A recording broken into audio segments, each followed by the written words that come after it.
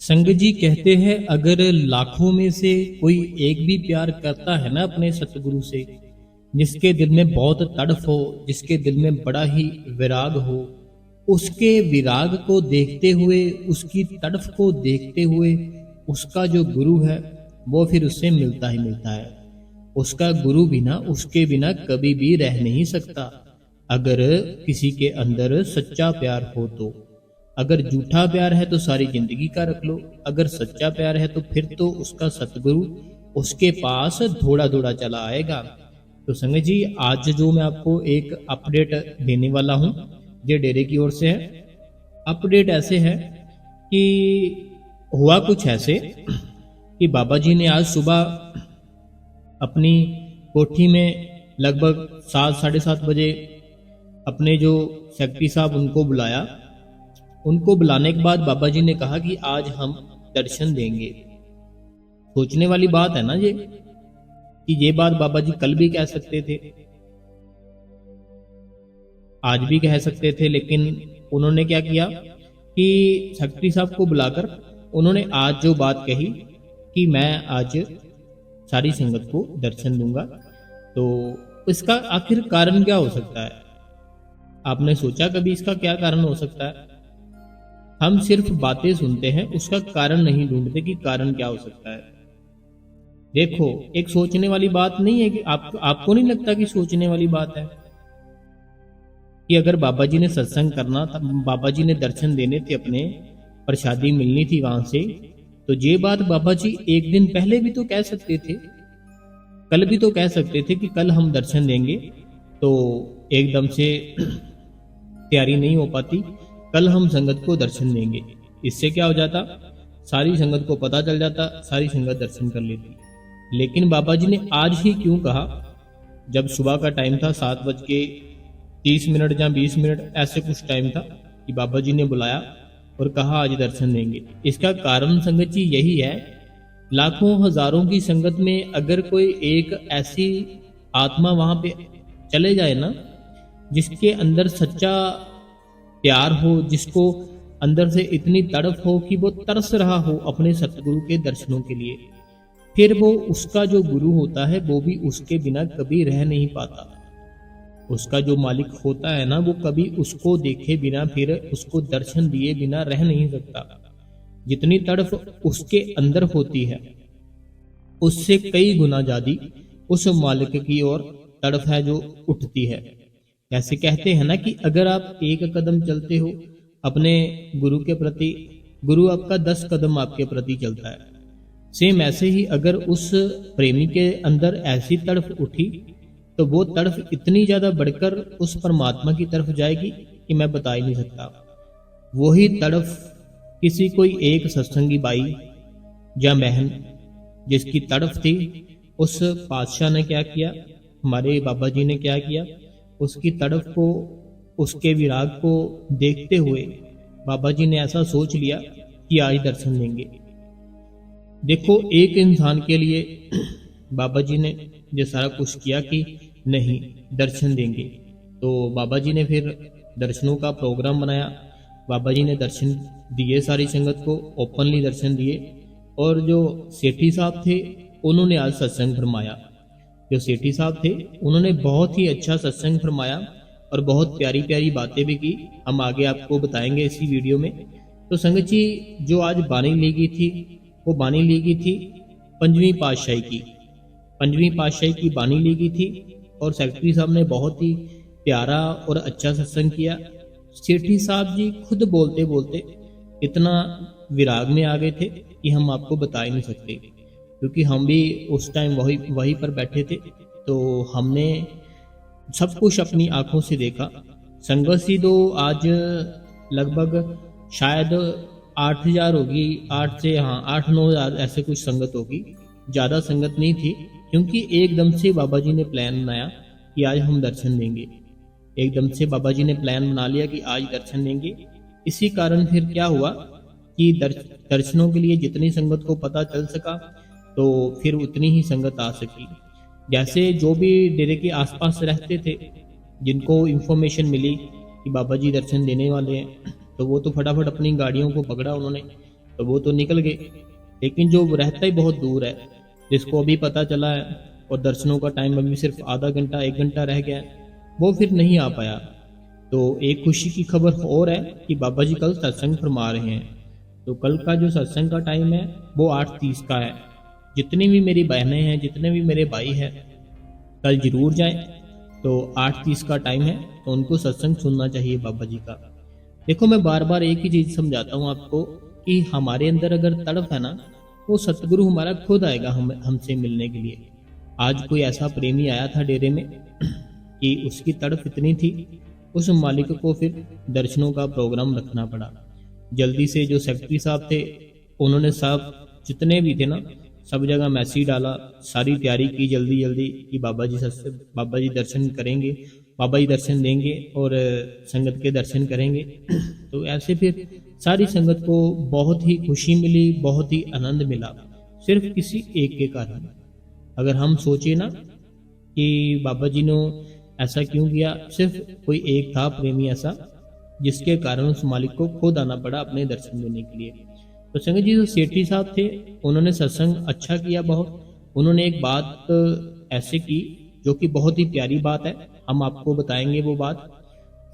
जो सेठी साहब थे, उन्होंने कहा कि जो ऊपर आसमान है ना, वहां पे इतने खंड ब्रह्मांड है, इतना कुछ है, प्लेनेट इतना कुछ है, बहुत कुछ है ऊपर, इतनी इतनी गैलेक्सी, बहुत कुछ है। तो वो अगर आपस में टकरा जाए तो पता नहीं कितने देश, कितनी दुनिया, सारा कुछ फिर खत्म हो सकता है। तो सेक्रेटरी साहब कहते वो नहीं टकराते। क्यों नहीं टकराते? क्योंकि वो सब उस मालिक के हुक्म में चल रहे हैं। जब तक उसका हुक्म है वो ऐसे ही चलते रहेंगे। तो साथ में सेठी साहब जी ने कहा, लेकिन हमारा जो विश्वास है, हमारा विश्वास अपने गुरु के प्रति बिल्कुल भी नहीं है। क्यों नहीं है? क्योंकि अगर वो प्लेनेट जो ऊपर खंड, जो ब्रह्मांड चल रहे हैं, उसके कहने पे, तो वो सारा कुछ हम अगर सोचें कि इतना बड़ा बड़ा सारा कुछ वो परमात्मा कर रहा है, तो हमारी जो छोटी सी एक लाइफ है, छोटी सी हमारी जो जिंदगी है, तो क्या उसने उसके लिए कुछ नहीं सोचा होगा? क्या उसने उसके लिए कोई प्लानिंग नहीं की होगी? लेकिन हमारे ऊपर अगर कोई भी दुख आता है, कोई भी सुख आता है, हम उसको बहुत ही सीरियसली लेते हैं।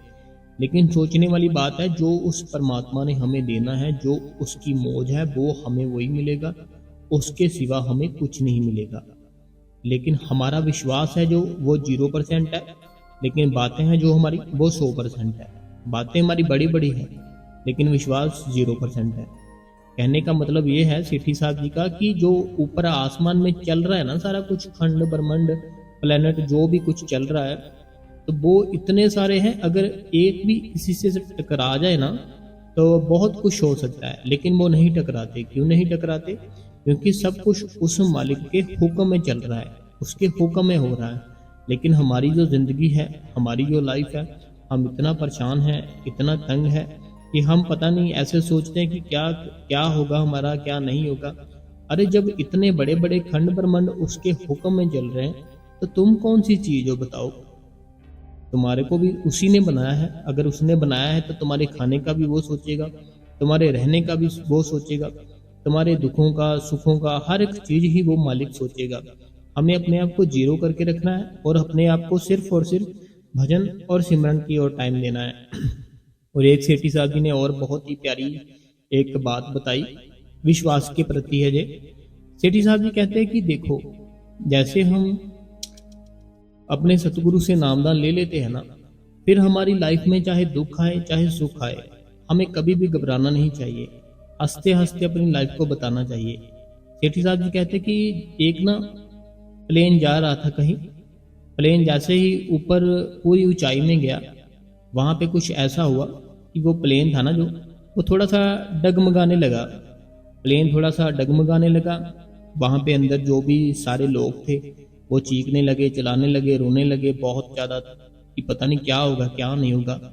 लेकिन वहां पे एक छोटा बच्चा था। वो जो बच्चा था बहुत ही खुश हो रहा था, बहुत ही हंस रहा था, ताड़ियां मार रहा था, ताड़ियां लगाते लगाते नाच रहा था साथ साथ। कब? जब उसका जो प्लेन था वो बहुत ही ज्यादा डगमगा रहा था। लेकिन बाकी जितने भी थे ना, सब के सब वो डर रहे थे और बहुत ही ज्यादा रो रहे थे, चीख रहे थे, चिल्ला रहे थे। बच्चा स्माइल कर रहा था, बच्चा खुश हो रहा था, बच्चा हंस रहा था। ऐसे वो बच्चा था ना जो बहुत ही खुश था।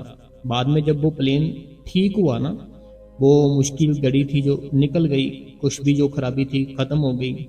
उसके बाद सबने उस बच्चे से पूछा कि हम इतनी ऊंचाई पर उड़ रहे हैं, तो प्लेन था जो कितना डगमगा रहा था, हम सब इतनी ज़्यादा टेंशन में थे, तुम्हें कोई टेंशन नहीं, तुम्हें कोई डर नहीं लगा, तुम क्यों ऐसे नाच रहे थे, क्यों तालियां मार रहे थे?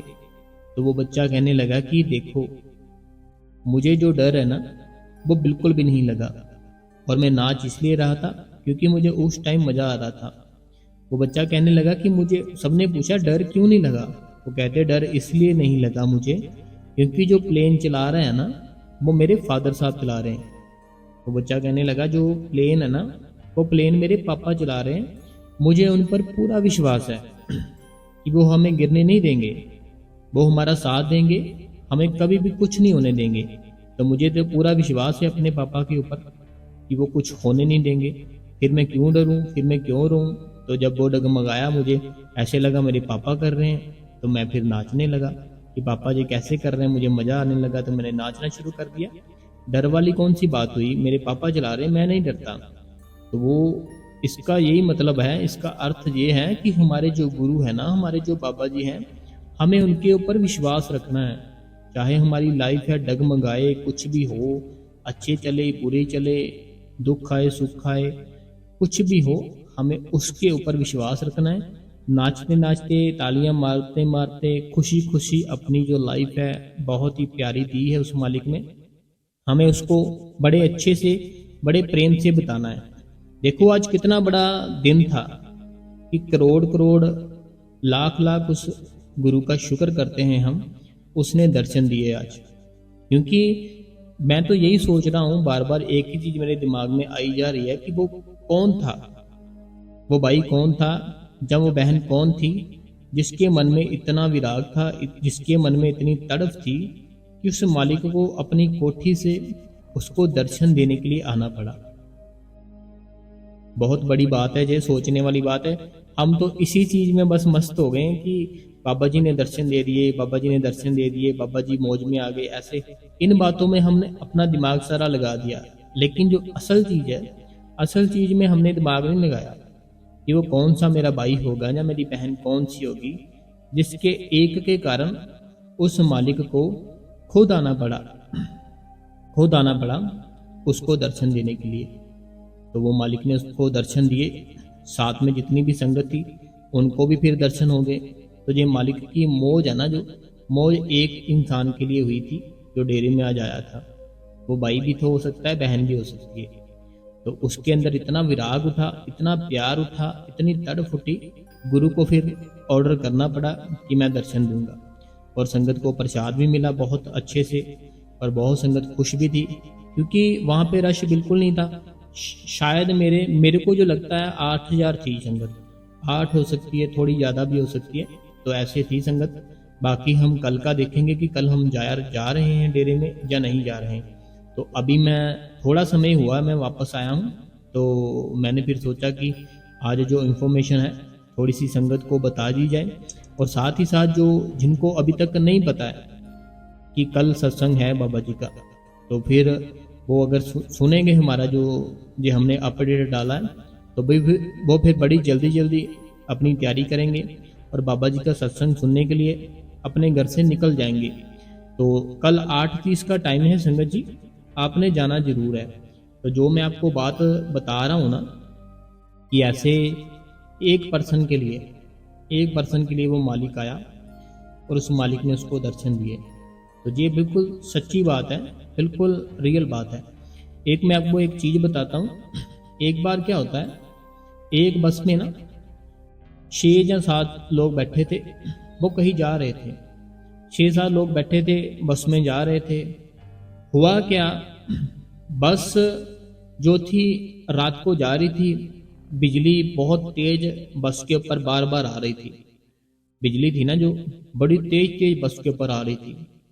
तो वो उनमें से एक ऐसा इंसान था जो उस मालिक को मानता था, बहुत नाम जप करता था, मीन्स कि बहुत समझदार इंसान था।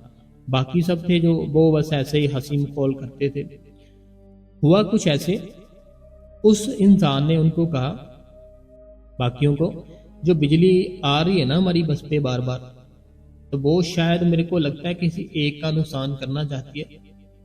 तो हमें क्या करना चाहिए, हमें एक एक करके बस से उतरना चाहिए और वहां पे उतनी दूर जाकर फिर से बस में वापस आना चाहिए, ताकि जिसके ऊपर भी बिजली पड़नी होगी वो पड़ जाएगी, बाकी सब बड़े ही आराम से सेफ रहेंगे, बच जाएंगे, आसपास कुछ है भी नहीं कि हम वहां चले जाएं। तो वो ऐसे प्लान करते हैं, ठीक है। अब कोई एक जाता है, ठीक है, जैसे वो एक जाता है ना, तो बिजली है जो उसके ऊपर नहीं पड़ती। वो बड़ा खुश इंसान कि मैं तो बड़ा सेफ हूँ, मेरे को कुछ नहीं हुआ, मैं वापस आ गया, वो बस में बैठता है। फिर दूसरा जाता है, उसके ऊपर भी नहीं पड़ती बिजली, फिर से वो आता है अंदर, खुश हो जाता है, बड़ा ही बहुत ही ज़्यादा मुस्कुराता है कि मैं भी सेफ हूँ। तीसरा जाता है, चौथा जाता है, ऐसे सब जाते हैं, ठीक है, किसी के ऊपर भी बिजली नहीं पड़ती, सबके सब बड़ा ही सेफ, बड़ा ही अपने आप को हैप्पी मूड में लाते हैं कि देखो इनके कहने पे हमने ये सारा कुछ किया, तो अब हम तो सेफ हैं, तो अब आप ही बचे हो, आप जाओ अभी। तो संगत जी होता क्या है, जब वो जाते हैं ना बाहर, जैसे वो दूर जाते हैं, वो जितने बाकी होते हैं ना, जो 6-7 जितने भी होते हैं, वो सबके ऊपर पड़ जाती है बिजली। उनका जो सेफ था ना, इसीलिए हो रहा था, वो उनके साथ बैठे थे, वो सबके ऊपर पड़ती बिजली। क्यों नहीं पड़ रही थी, क्योंकि उनके बीच में एक ऐसा इंसान था जिसके ऊपर नहीं पड़नी थी, क्योंकि वो भगवान को मानता था, नाम जप करता था, उसको विश्वास था, तो इसलिए वो सेफ हो गया। तो हुआ क्या, कारण क्या है कि वो सच्चा इंसान था, बाकी सब थे जो उसको कुछ भी अपनी लाइफ से कुछ नहीं था, बस ऐसे ही थे। ऐसे संग जी वो मालिक है ना जो, वो बहुत बड़ा है, उसकी कोई कुछ भी नहीं आप जान सकते हो। बाबा जी बार बार सत्संग में समझाते हैं कि एक इंसान को समझाने के लिए, एक शरीर को समझाने के लिए एक शरीर ही आता है। अगर कह देना कि खुदा आएगा, ऐसे हो जाएगा, वैसे होएगा, नहीं, शरीर को समझाएगा शरीर, इसीलिए वो परमात्मा शरीर के रूप में आता है। तो वो शरीर के रूप में हमारे बाबा जी है। बाकी संगत जी मैं आपको कल है ना, जो कल शायद मैं जाऊं ना जाऊं, मैं अभी पक्का नहीं कहूँगा, तो आपको अगर आसपास रहते हो तो बहुत दिल कर रहा है तो आपको कल जाना चाहिए। 8:30 का टाइम है, जाए बाबा जी का सत्संग सुने, बहुत ही प्यारा, और मौसम भी जो है, जो वेदर है बहुत ही प्यारा वेदर है, तो आपको जाना चाहिए, ठीक है संगत जी। और बाकी अपना जो हमारा जो हम सत्संग करते हैं वो हम आपको कल सुबह 7 बजे डाल देंगे, 7 या 8 बजे डालेंगे, ठीक है जी। आज जो हमने डाला है अभी एकदम से, ये एक अपडेट थी, इंफॉर्मेशन थी, जो मैंने सोचा कि आपको दें, क्योंकि मैं अभी आया हूँ अपने घर पर, ठीक है। तो जो भी संगत है, आपका धन्यवाद, इतने प्यार से आपने हमारी बातें सुनी। तो आपको इस गुरु कृपा चैनल को सब्सक्राइब कर देना है, बेल नोटिफिकेशन को ऑल पे कर देना है, कमेंट बॉक्स में राधा स्वामी अपना नाम, अपने शहर का नाम लिख देना, वीडियो को चलते चलते लाइक कर दे, और इस चैनल को बाबा जी की सारी संगत में शेयर कर दे, और प्यार भरा एक बार राधा स्वामी जरूर लिखे जी। राधा स्वामी जी।